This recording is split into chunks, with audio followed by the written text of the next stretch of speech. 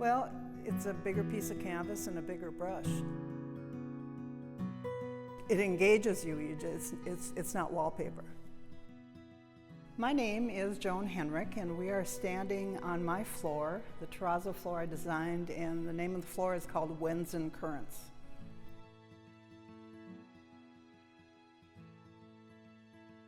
They wanted a design for a floor that was going to be connecting the old auditorium to the new Amsoil Arena. And I knew what the space was going to be. So I just did a watercolor as to how I felt about living on the shores of Lake Superior and being in it and by it and under it and on it. That's where all of these lines come from. And there is not a straight line in the whole floor, because it isn't perfect. We live in a perfect world sometimes, but nature isn't perfect, so that's basically what the floor is about. There's an old phrase that says, all art constantly conforms to the essence of music.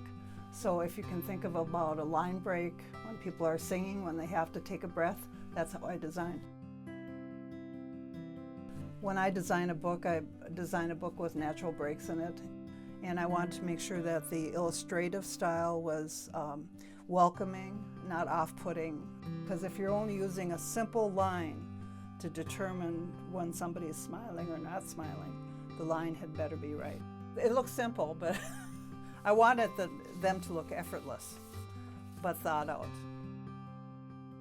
The animal icons are probably put into where they would be. So if you could envision this green would be part of the woodland, that's where you're going to find wolf in that corner, the dragonfly there. This is a frog. It's in one of the lowlands. This blue area is kind of a marshy, it's not a pure running, but sitting water. In the river that runs up the stairs, there is mother of pearl, so you have to form a recipe for each one of these colors. I had to do a coloring book with only black lines to tell the installer where the color was going to go. When this color appears in the floor, it also appears in each one of the animal icons.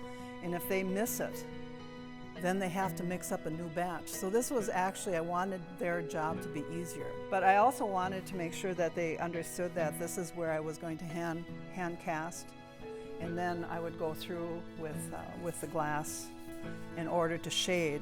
And it was like painting with a different material. It was a strange phenomena, but it was exactly the same thing I do when I'm doing pastels or oil paints. It's care and concern for what you're doing and respect for the medium and the people involved. And when I walk on it, I'm really proud of it.